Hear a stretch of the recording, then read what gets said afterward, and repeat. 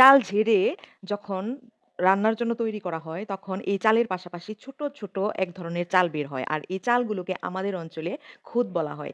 আপনাদের অঞ্চলে এই ছোট চালগুলোকে কি বলা হয়? কমেন্টস করে জানাবেন। আর এই ছোট চাল দিয়ে কিন্তু একটা মজাদার রেসিপি করা যায়। আমাদের এলাকায় এই মজাদার রেসিপিটাকে বলা হয় খুদের ঝাল পোলাও। অনেক সময় সাদা পোলাও রান্না করা যায়, তবে ঝাল পোলাওটা খেতে কিন্তু অনেক মজাদার। আমি আজকে আপনাদের সাথে এই সকাল, সকাল নিয়ে এসেছি এই খুদের ঝাল পোলাও। এই পোলাওটা রান্না করতে হলে আপনাকে সেম পোলাওয়ের মতোই রান্না করতে হবে। শুধুমাত্র এক্সট্রা যে জিনিসটা দিতে হবে সেটা হচ্ছে হলুদ, মরিচ আর ধনিয়ার গুঁড়া।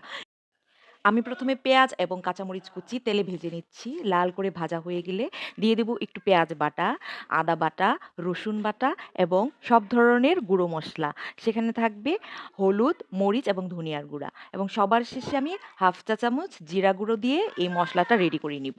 মসলাটা ভাজা হয়ে গেলে এই চালগুলো আমি ভালো করে ধুয়ে ঝাঁঝরিতে দিয়ে রেখেছিলাম। ঝরঝরে হওয়ার পর এগুলো দিয়ে দিব এবং ভালোভাবে ভেজে নিয়ে পোলাওটা তৈরি করে নিব। আমি এখানে গরম পানি ইউজ করেছি।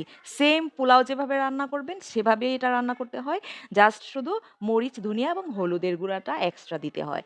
আর এই পোলাওটা ইচ্ছে করলে কিন্তু সাদা পোলাওয়ের মতো করেও রান্না করা যায়। অসাধারণ মজাদার এই পোলাও। যদি একবার রান্না করে খান, আপনার বারবার খেতে ইচ্ছে করবে।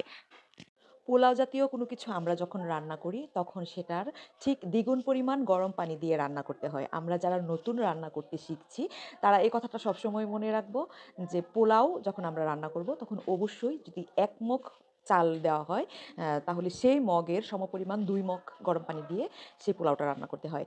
এই খুদ ভাতটা বা খুদের পোলাওটা রান্না করার সময় সেম প্রসেসটা আমি ইউজ করেছি। এই খুদ ভাত বা খুদের পোলাওটা নিয়ে আমার জীবনে অনেক ধরনের স্মৃতি জড়িত। আমার মা ছোটবেলায় দেখতাম এই পোলাওটা, সাদা পোলাওটা বেশি রান্না করতেন।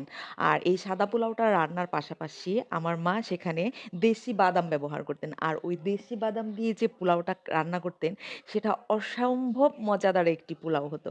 আর সেইটা আমরা খালি, খালি এমনি, এমনি খেয়ে নিতাম অনেক মজা করে। আমি আজকে ডিম ভাজা দিয়ে পোলাওটা খাবো। তবে আমি দুপুরবেলায় এটা গরুর মাংসের সাথে খেয়েছিলাম। অনেক ভালো লেগেছে। এই পোলাওটা আপনারা সাধারণত ডিম বা আ হাঁসের মাংস বা গরুর মাংস দিয়ে খেয়ে দেখতে পারেন। অনেক মজাদার। তো আমার এই খুদ পোলাওটা কেমন লেগেছে আপনাদের কাছে কমেন্টস করে জানাবেন। আর আপনাদের কাছে যদি খুদ থাকে তাহলে সেটা রান্না করে খেয়ে দেখতে পারেন এবং আমাকে রিভিউ করে জানাতে পারেন। সবাই ভালো থাকবেন, সুস্থ থাকবেন। আর শবে বরাতের দিন আমার জন্য দোয়া করবেন। আমিও আপনাদের জন্য দোয়া করব। আসসালামু আলাইকুম।